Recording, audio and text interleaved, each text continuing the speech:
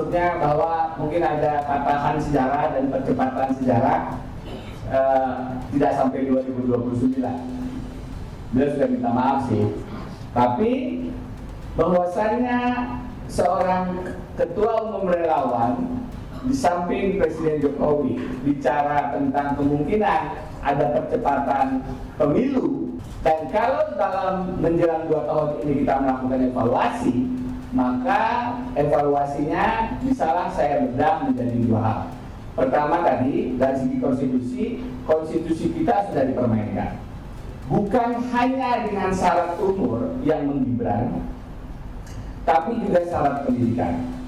Syarat umur teman-teman sudah tahu harusnya 40 tahun, kemudian diubah menjadi 40 tahun, tidak harus asal sudah dipilih dari kepala daerah dan pernah garis miring sedang. Sedang itulah menggibran. Itulah menggibran. Untung tidak ditulis sedang menjadi wali kota Solo. Yang di belakang nggak kelihatan. Permisi ya, saya sambil berdiri aja. Cek. Assalamualaikum warahmatullahi wabarakatuh. Selamat siang, salam sejahtera buat semua. Berapa menit, Pak? 15 menit. 15. Tapi boleh lebih dikit bisa. Oh, ya. Oke. Ya, bismillah. Dalam 15 menit ya. Saya selalu mencoba untuk konsisten bicara 2 kata kunci: konstitusi dan korupsi. Dan kalau kita gandengkan 2 kata ini kepada Prabowo dan Gibran, maka sayangnya kalau mahasiswa dia tidak lulus. Jadi nilainya E. Nilainya tidak lulus. Kenapa demikian? Sedari awal kita sudah melihat dari segi konstitusi, saya pikir putusan Pak Maman Usman untuk ponakan Gibran adalah putusan yang sangat melukai kami yang mengajar, belajar hukum tata negara. Dia adalah produk, maksud saya Gibran dan Bumi Raka, kita sama-sama paham, adalah produk dari putusan yang melanggar etika berat. Sehingga kita tidak bisa berharap banyak sebenarnya sedari awal akan muncul apakah itu penghormatan terhadap konstitusi, apakah akan muncul juga pemberantasan korupsi. Jadi sedari awal kita sudah melihat dan harusnya paham memang rezim ini tidak bisa diberi harapan terlalu besar. Kenapa? Ya tadi lahirnya sudah dengan problem. Putusan Pak Maman Usman untuk ponakan Gibran. Yang kedua, dia lahir dari ahistoris tindakan presiden. Yang saya maksud dengan ahistoris adalah tidak pernah presiden kemudian mengatakan dia akan cawe-cawe dalam satu pemilu. Baru Presiden Jokowi dengan tegas, lugas mengatakan itu, dan itu merusak setiap pemilu jika presiden sudah menjadi bagian yang partisan. Memang tidak aneh ketika anaknya menjadi presiden, dia kemudian ingin memastikan kemenangan. Tetapi dengan demikian Pilpres 2024 sebenarnya sudah bisa ditebak pemenangnya sebelum pertandingan dimulai. Itu yang menyebabkan Prabowo menurut saya memberikan tawaran wakil presiden ke Gibran. Karena bukan Gibrannya, tetapi juga karena ada Jokowinya. Bukan karena Jokowi secara pribadi, tapi Jokowi sebagai presiden dengan aparat kekuasaan dan anggarannya. Oke, di putusan Pilpres 2024 kita tidak melihat kemenangan yang diberikan kepada para pemohon. Dikuatkan kemenangan Prabowo Gibran. Tetapi Pilpres 2024 adalah Pilpres yang paling problematik, paling tidak karena 3 hal. 1, Ketua Mahkamah Konstitusinya diberhentikan dengan pelanggaran etika berat. 2, Ketua KPU-nya diberhentikan karena pelanggaran etika asusila.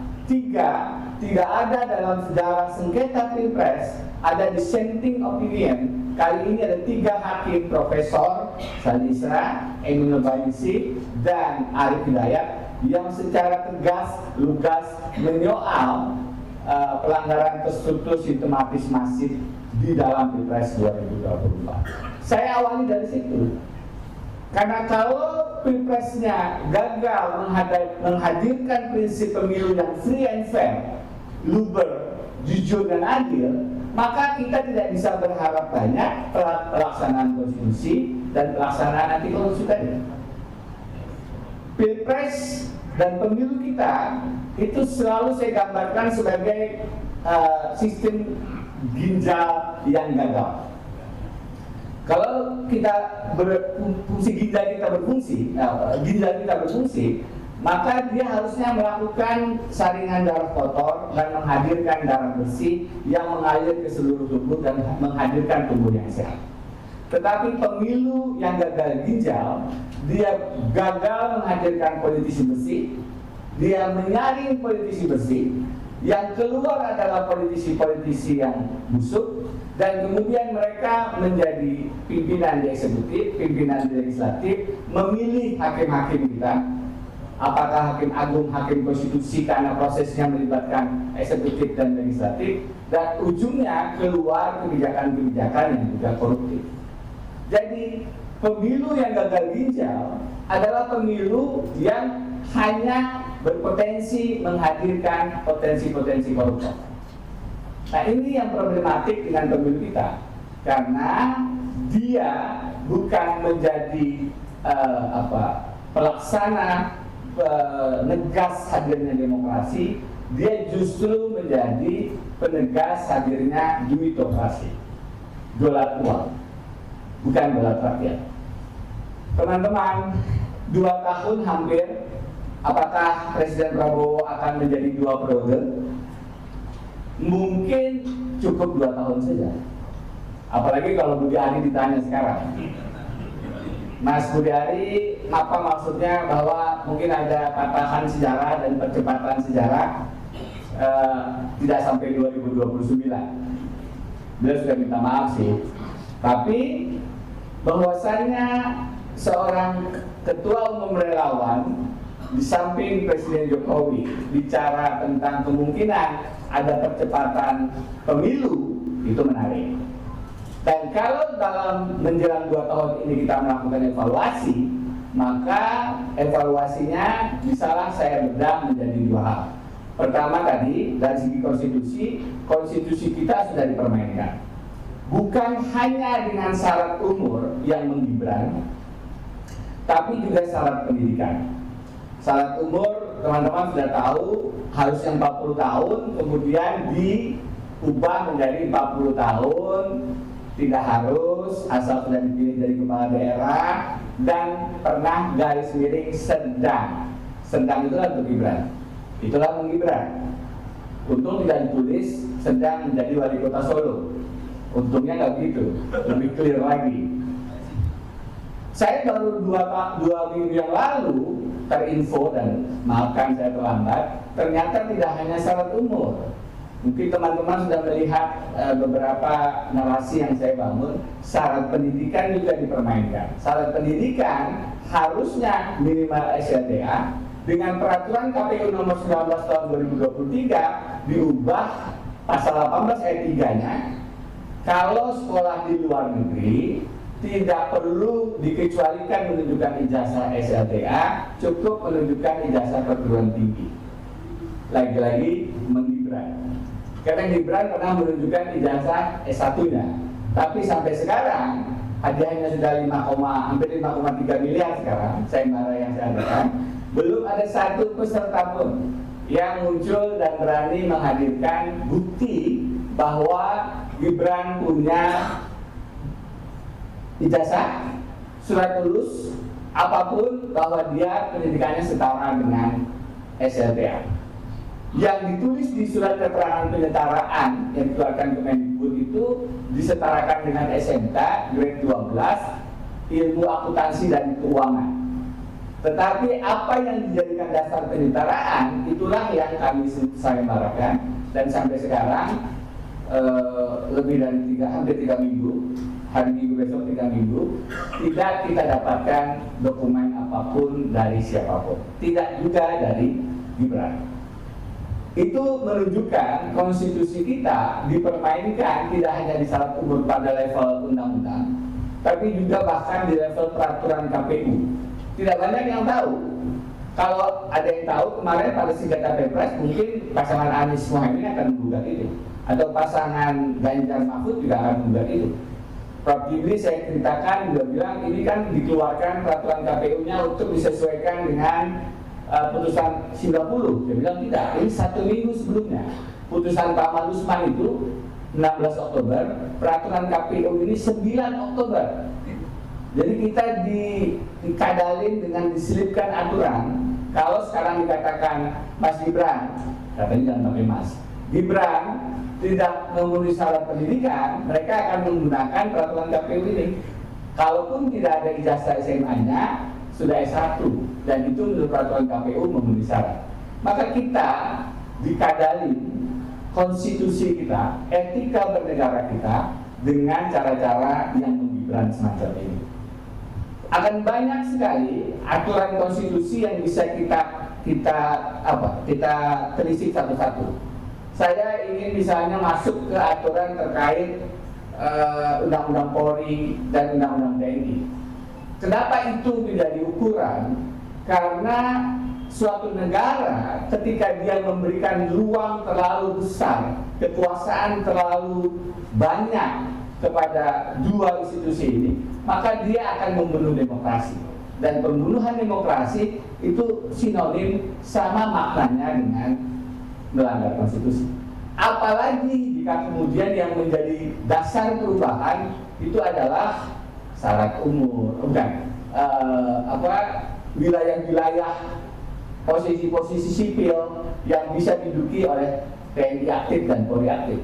Artinya lagi-lagi hal remeh-temeh terkait dengan daging-daging jabatan. Apalagi kalau yang dirubah adalah terkait umur, perpanjangan masa usia Kapolri, gratifikasi jabatan semacam ini berulang. Kita punya gratifikasi jabatan pimpinan KPK yang pernah dinaikkan karena diuji oleh Gufron kalau tidak salah. Kita pernah punya gratifikasi syarat hakim konstitusi yang menghadirkan putusan MK yang sangat problematik bagi dissenting opinion Wahyudin Adams. Teman-teman baca itu dissenting opinionnya. Dia bilang ini telanjang, para hakim konstitusi negarawan berdebat, tapi yang sedang kita perdebatkan sebenarnya terkait dengan kita sedang disuap dengan umur. Kita pernah punya syarat umur yang diutak-atik untuk wakil presiden dan seterusnya. Jadi gratifikasi umur ini sudah menjadi modus yang memalukan kalau disandingkan dengan seberapa konsisten kita dengan penghormatan terhadap konstitusi. Karena waktunya pendek, saya geser ke anti korupsi. Bagaimana dengan pemberantasan korupsi Prabowo Gibran? Kalau kita lihat Jokowi, maka saya itu kemudian lebih punya semangat untuk mengatakan tidak, memang agak lama. Mungkin beberapa teman di sini punya pengalaman yang sama, tertipu dengan gaya kesederhanaan dan sok andesonya Pak Jokowi. Tetapi pada saat menjelang 2019 akhir, ketika beliau kemudian menerbitkan perubahan undang-undang KPK yang pada intinya, pada dasarnya membunuh KPK, disitulah kita tidak bisa berharap banyak bahwa Jokowi adalah orang yang bisa melakukan agenda pemberantasan korupsi. Pada titik itu, Prabowo menjadi problematik. Bagaimana mungkin dia memberantas korupsi, pada saat yang sama dia meneriakan hidup Jokowi. Pada saat yang sama dia menjadikan Gibran sebagai wakil presidennya. Dari titik itu saja kita sudah punya persoalan jika kita ingin mengajak Prabowo melakukan pemberantasan korupsi. Sebenarnya simpel, ada 3 inkonsistensi Prabowo yang saya tulis di website saya di mindrayana.com. Dalam 2 minggu 3 minggu terakhir saya menulis surat terbuka kepada beliau. ada inkonsistensi di bidang legislasi, ada inkonsistensi di bidang pemberantasan korupsi yang terkait dengan oligarki dan haji. Kenapa itu jadi penting? Mari kita ulas satu-satu. Legislasi. Hari ini teman-teman demo tentang RUU perampasan aset. Salah satu contoh saja. Presiden Prabowo 1 Mei 2025 di Hari Buruh kalau tidak salah di Monas mengorasikan beliau mendukung RUU perampasan aset recovery. Apa yang terjadi? Sekarang 27 Agustus, artinya hampir 1,5 tahun kemudian tidak ada realisasi. Bandingkan dengan secepat kilat Undang-Undang Perubahan TNI dan Polri yang hanya berapa hari bisa dijadikan undang-undang. Artinya orasi Prabowo itu inkonsisten pada tahap eksekusi. Kenapa saya menulis artikel Fatimah Az-Zahra Prabowo dan mencintai Indonesia apa adanya? Kenapa Dek Fatimah? Boleh dipanggil adik, mahasiswa kan? Fatimah, Wakil Ketua BEM UI, itu kalau kita dengar orasinya, kita merasa itu adalah bagian dari perjuangan kita. Tapi ketika kita mendengar Pak Prabowo orasi anti korupsi, apakah kita merasa diwakili? Tidak. Karena yang hadir dari Fatimah adalah keaslian, kemurnian, ketulusan, keikhlasan perjuangan. Yang kita lihat dari orasi Prabowo adalah narasi minus konsistensi dan akhirnya menjurus legitimasi. Itu sebabnya ketika beliau bicara mengejar koruptor Antartika dan seterusnya, kita tidak melihat itu dilakukan pada tataran oligarki dan haji. Ada oligarki yang barangkali terkena sasaran tembak, dan itu yang kemudian disuarakan beberapa kalangan. Sekian juta lahan hutan sawit dikembalikan ke negara, tapi pada saat yang sama tidak dilakukan kepada, saya menyebutnya haji, karena saya berasal dari Kalimantan Selatan. Ada crazy rich di Kalimantan Selatan dari tambang batu bara yang kalau diaudit dari segi anti korupsi, dari segi pelestarian lingkungan itu sangat problematik. Kalimantan Selatan itu tahun 90-an kayunya habis sampai sekarang, menghabiskan konglomerat Kokasan, Prayogo Pangestu sampai sekarang. Tahun 2000-an batu baranya dikeruk, menghadirkan banyak grup-grup besar, sebut grup Indonesia yang besar-besar, itu ada di Kalimantan Selatan menambang batu bara. Tahun 2020 sekarang yang dikeruk, kalau dulu itu sungai kami dilalui kayu, tahun 2000-an dilalui batu bara, tongkang, dan di samping-sampingnya masih sungai yang ada jamban-jamban terapung. Ironi, kekayaan alamnya keluar, masyarakatnya tetap di bawah garis kemiskinan, tidak punya sanitasi kesehatan, bahkan untuk jamban yang lebih higienis sekalipun.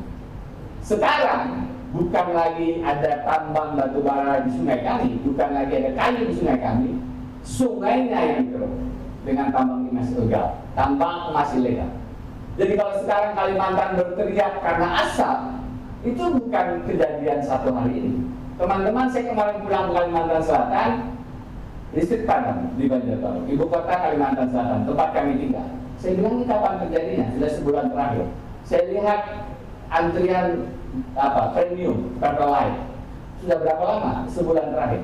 Kami mengalami hal semacam ini karena tata kelola kekayaan alam kita dikeruk habis oleh para haji yang sekarang mendapatkan karpet merah dari Presiden Prabowo.